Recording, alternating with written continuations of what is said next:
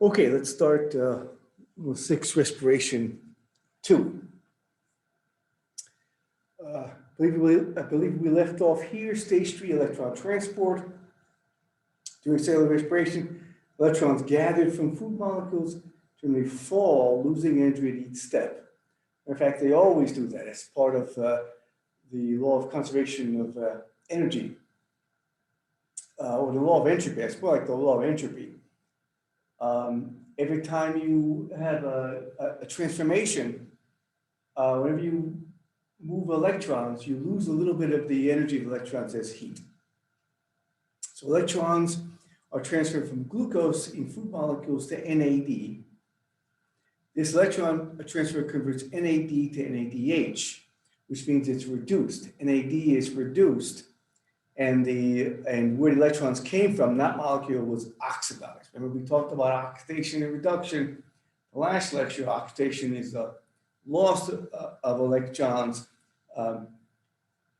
Reduction is the gain of electrons. Then NAD releases 2 electrons. It gets oxidized at the electron transport chain. Series of electron carrier molecules. We exchange, the electron gives up a bit of energy, and that energy is going to be used to pump protons across the inner mitochondrial membrane in a process called chemiosmosis. I'll show that in a little bit. Okay, so glucose, you fire up those, you get those fire up electrons, you give them the NAD, and then they fall through the electron transport chain, releasing energy at each step, and that energy is going to be used to make a lot of ATP. Okay, the overall effect of all this transfer of electrons during cellular respiration is a downward trip for electrons. From glucose, really high energy, to NADH, a little less energy, to electron transport train, a little less energy, and finally, when the energy is used up, and we've extracted as much energy as we can from the electrons, and it can't be used to make any more ATP, we give them to oxygen. Now they're tired electrons, but oxygen loves electrons, doesn't care whether they're tired or not. It'll take them on. So it's the final electron acceptor in electron transport. That's what oxygen does in the very last step. And that's why you gotta breathe this stuff, to get rid of useless, tired electrons, waste electrons. You gotta get rid of them because they'll clog up the works and you won't be able to put high energy electrons on one end, begin to get rid of the low energy electrons at the other end of electron transport. So we give them the oxygen. And we also add a couple of hydrogen ions to make water. And that's where the water comes from that we make. So most of the oxygen that you breathe in is going to eventually end up in a molecule of water. So there it goes. Electrons obtained from food, high energy in NADH, go down as downward fall of energy, and that's used to make ATP. And then finally, when the electrons are really tired, we can't extract any more energy of them, we give them to oxygen. It's called 1/2 O2. And we add 2 hydrogen ions and we make water. So the molecules of electron transport chain are built into the inner membranes of mitochondria. I mean, there are 2 membranes in mitochondria, outer membrane and folded inner membrane. And since they're highly folded, a large surface area can accommodate thousands of copies of electron transport chain. A good example of how biological structure fits function. And that's the major themes. The energy stored by electron transport behaves something like the water behind a dam, because we're going to be pumping protons across the mitochondrial membrane and have a concentration gradient for protons and an electrical gradient. And that's like water behind a dam. And then we're going to open a hole in the dam to let these protons flow back into the mitochondrium. And that's going to generate an electrical current. And that electrical current is going to drive the synthesis of ATP. Because the synthesis of ATP is work. You have to add a big negative phosphate group to another big negative phosphate group, force them together, and that takes work.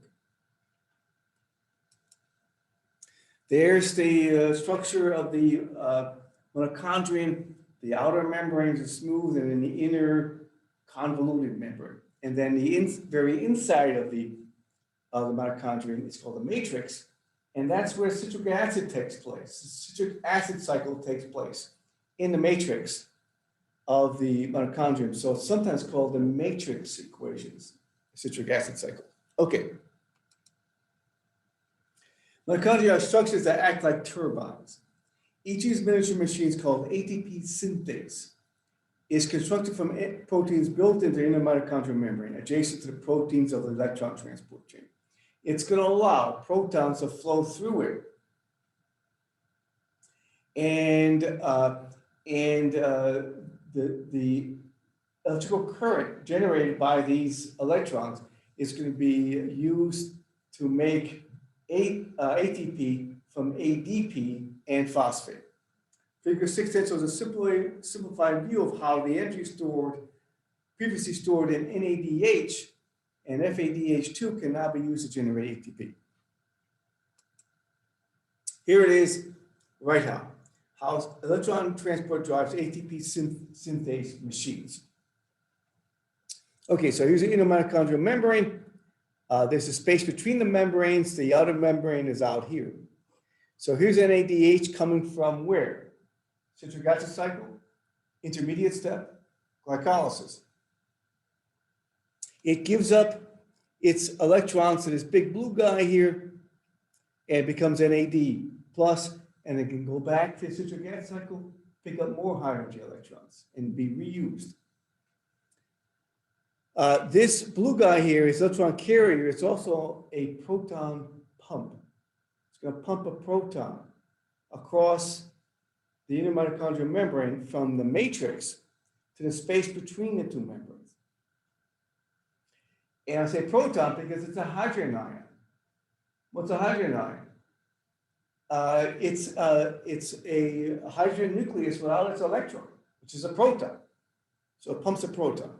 Then it adds, and then it sends these electrons to another guy. There's a couple little proteins in here that pick up the electrons, but then passes it to a second big blue guy.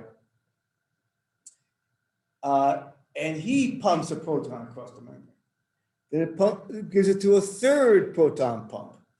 And see how the yellow line's going downhill, getting less and less energy in the electrons. Finally, the third guy here pumps a third proton. So for every NADH, 3 protons are pumped across the membrane. And this ends up with a proton gradient. Many more protons out here than there are here. Right? So what you can do is, here's the ATP synthase.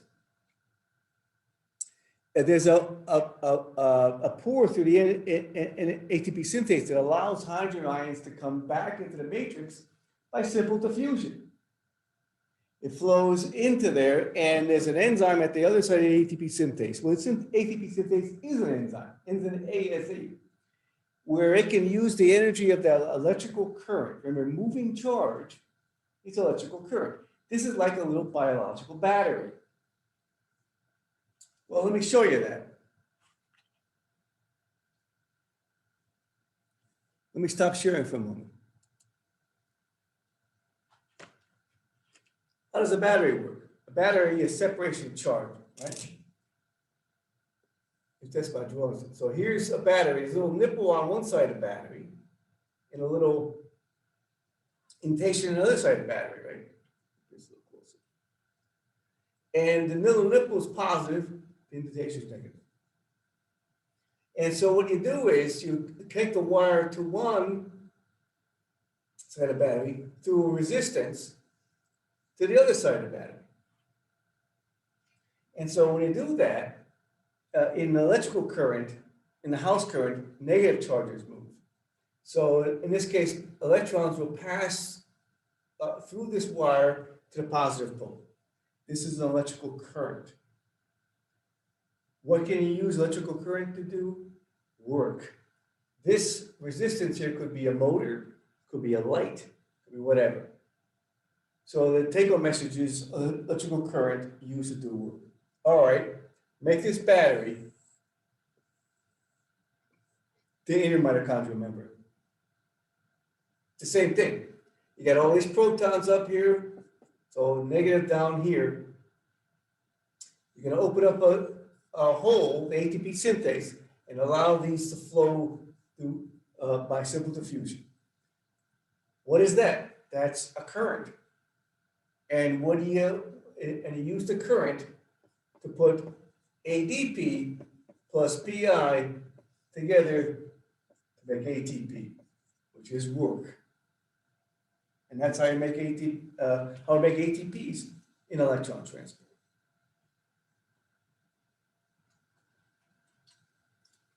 Oh, let me write down this word. This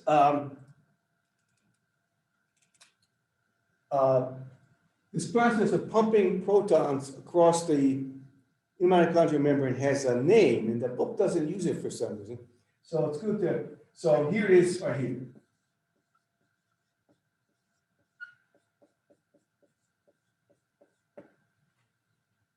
You can see that. Chemiosmosis.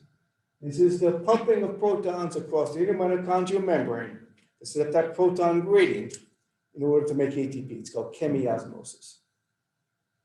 So write that down because, like I said, I don't think it's in the book. Okay.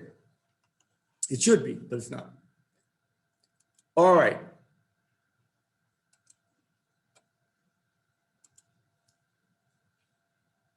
And now the last thing I want to say here is look at this right here. We looked at this already. Here is where these electrons that have reached the third proton pump are really tired. They got very little energy left in them. We have to get rid of them. And because if we don't get rid of them, then we can't put new ones up here at the first guy. And the whole thing comes to a grinding halt. It's like a conveyor belt. You don't take off the finished product, the whole conveyor belt backs up. So we have to get rid of them. And we'll give them to somebody who loves electrons, oxygen, and make water. Right? And that's how it works. This is called metabolic water. Now they got a little skull and crossbones here because a molecule, what we would have made in the molecular models, and we talked about it, hydrogen cyanide, HCN. It is a deadly poisonous gas. And why it's deadly poisonous is because it blocks this step right there. It blocks the oxygen from picking up the tired electrons, and everything backs up, and you don't make any ATP with electron transport. You only make ATP now with glycolysis, and that's not enough to sustain life. And you can do that for a short time. We're going to get to that in fermentation, but not to sustain life, so it's deadly poisonous. You gotta make ATP aerobically in mitochondria to stay alive. All right.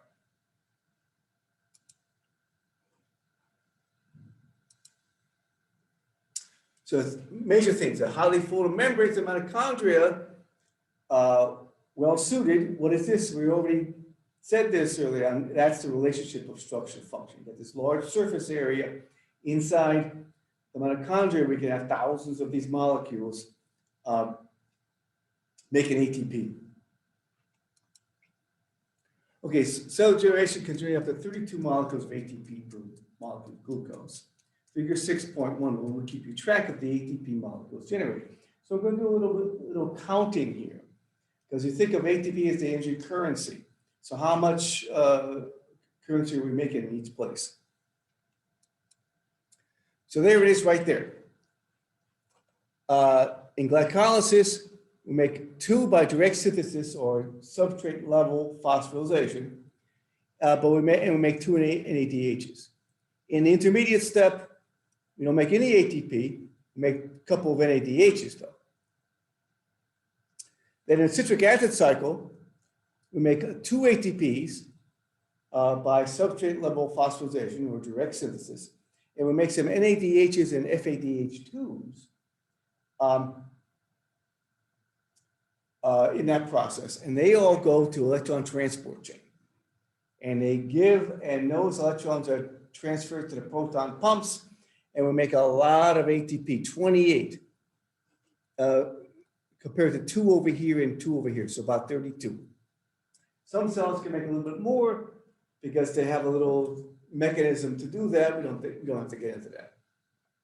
So the take-home message is most of your ATP is made electron transport. And that's really the only truly aerobic part of the whole process. You need oxygen for electron transport to continue because you have to get rid of those waste electrons. So respiration is a versatile metabolic furnace that can burn many other kinds of food molecules. Now we talked about glucose. That's sugar, that's from carbohydrates. But what about fats and proteins? Those are energy yielding macromolecules. So how do they fit into this thing? We're going to see that in a moment in the next figure 612, energy from food. Okay, so we saw how the carbohydrates work. They break down into sugars. Sugars are put into glycolysis, and we make ATP. Right? How about fats? Fats are energy yielding. Matter of fact, they have more energy, potential energy in them than any other macromolecule. You break those into glycerol and fatty acids. Glycerol can go right into glycolysis. It's a 3-carbon molecule. So is acetyl-CoA. So is pyruvate. So they can be put right into glycolysis, and we go right through to electron transport. Fatty acids cannot go into glycolysis. They can only be broken down into 2-carbon fragments. This is called beta oxidation, and they can be made into acetyl-CoA only. And the acetyl-CoA is, remember, that's the ticket to the citric acid cycle, goes into the citric acid cycle, and we go into electron transport. Proteins, break it down to amino acids. Amino acids can go several places depending upon what amino acids we're talking about. Some of them go directly into the citric acid cycle. Some are made into acetyl-CoA. Some can actually go into glycolysis. And then actually, glycolysis can be reversed, and we can make sugar from some amino acids. So that's how all those 3 energy-yielding nutrients are. Now, amino acids, before they can go into this citric acid cycle, they have to be deaminated. The amine group has to be removed from amino acid because none of the intermediates in these processes have nitrogen in them. The nitrogen is put into urea, and you dispose of that in urine. That's nitrogenous waste. The major nitrogenous waste in your urine are amine groups that have been stripped off amino acids that you've been using for energy. Okay. Your body uses many different intersecting chemical pathways that all together constitute metabolism. These are pathways, we're talking about pathways that transform energy and matter. And you could also think about it's an interaction between biological systems. These different processes interact as well. They transform energy and matter, but they also interact with each other. Okay, some of your cells can work for short periods of time without oxygen. This is called anaerobic, or without oxygen. Harvest of food energy called fermentation. We see there's 2 different types of fermentation: lactic acid fermentation and alcoholic fermentation. So fermentation relies on glycolysis, the first stage of cellular respiration. Doesn't require O2, but does produce 2 ATP molecules for each glucose molecule, broken down to pyruvic acid. And the real gift of this fermentation is it's really fast. Doesn't make a lot of ATP, but it's really fast. So you need that when you want to use your muscles really rapidly. You have to use anaerobic methods, fermentation. So to harvest food energy during glycolysis, NAD must be present to receive electrons. No problem under aerobic conditions because the cell regenerates NAD when NADH drops its electron cargo to the electron transport chain.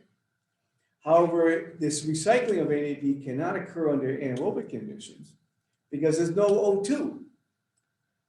So the NAD disposes of electrons by adding them to the pyruvic acid produced by glycolysis, producing a waste product called lactic acid to regenerate NAD.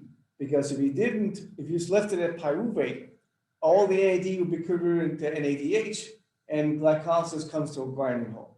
So you have to regenerate NAD plus by taking those electrons, giving to pyruvic acid, and making something called lactic acid, which is a waste product and a metabolic dead end. And it builds up as one of the major causes of muscle fatigue. It's this buildup of lactic acid. So there it is, producing lactic acid. And this is decided at the end of glycolysis. There's a decision to be made by the cell. Do we take the pyruvic acid made in glycolysis and put it through the intermediate step to make acetyl-CoA, send it to the citric acid cycle, and then into electron transport to make lots of ATP? Well, it does that if you got lots of oxygen inside the cell. Let's look at a muscle cell, particularly a muscle cell. Lots of oxygen, we make acetyl-CoA, we go into electron transport chain. Low oxygen, there's not much oxygen in the cell. Then we go into fermentation. We make lactic acid. So we go through glycolysis, and right here is the decision point, pyruvic acid. Do we go aerobic or anaerobic? And if we go anaerobic, we oxidize the NADHs, we reduce pyruvic acid to lactic acid, and that lactic acid starts to build up. And we make ATP, a small amount of ATP, really, really rapid. But it leads to muscle fatigue. And so you can only do this for a short period of time. It's like an emergency mechanism to be able to use your muscles really, really fast. So you want to sprint really fast, or you want to lift really heavy weights over and over. You haven't got time to get oxygen to your tissues.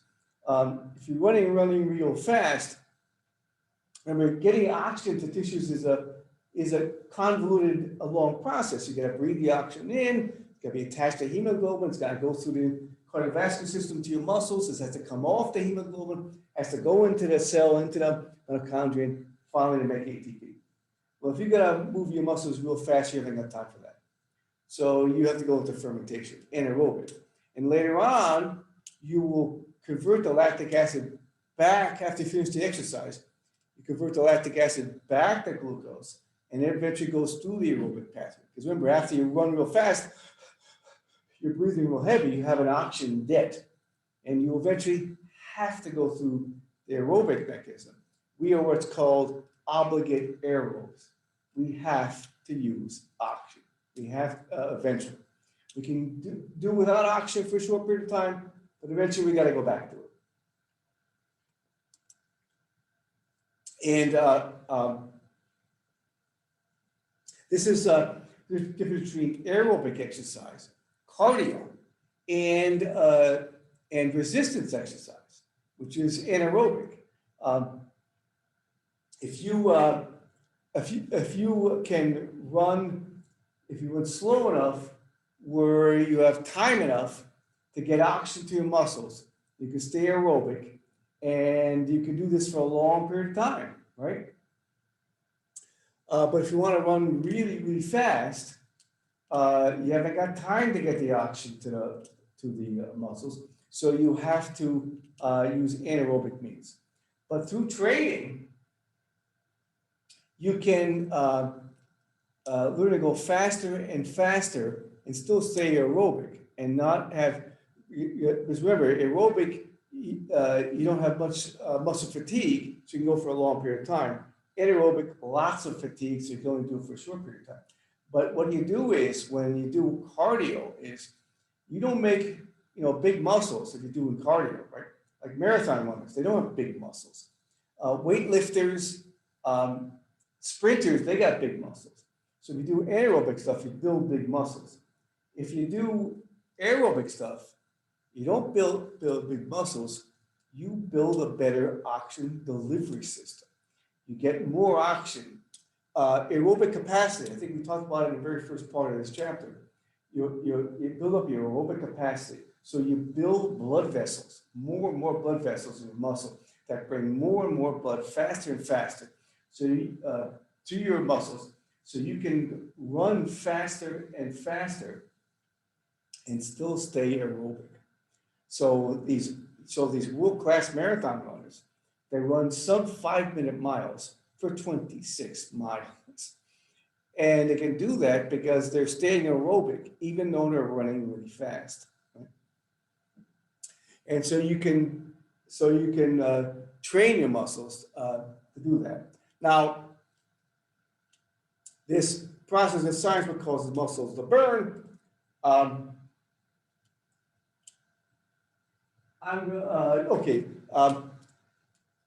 Investigated by this guy, he knew that muscles produce lactic acid under aerobic conditions, so he developed a technique for checking that out, literally stimulating dissected frog muscles.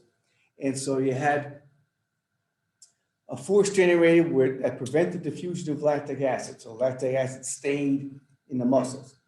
And then solution allows diffusion of lactic acid. So muscles can work twice as long. In fact, this is what actually happens in your body.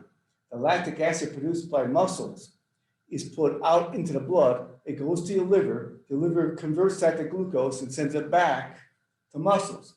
But you make so much lactic acid so quickly that it overwhelms the ability of the liver to convert it back to glucose, and it builds up, and it's one of the things that causes muscle fatigue. Later on, we'll see that not the only thing. This guy thought it was like the only thing. So he showed that when lactic acid could not diffuse away from muscle tissue, muscle prefers to diffuse, and when you let it diffuse away, like it was going to the blood and going to the liver, muscle performance improved significantly. But there was evidence that sort of contradicted his results. We don't have to go into all these things. So it was determined that lactic acid is just one of the factors. There's a bunch of other factors of muscles heating up and other ions changing and starting to run low on ATP and so on and so forth that all lead to muscle fatigue. So lactic acid is just one part of it. Okay, we're going to go into fermentation of microorganisms. I'm going to call it here. This could be 106, as I said, 106 respiration 2, and we'll pick up fermentation of microorganisms on the next lecture. So I'll see you later.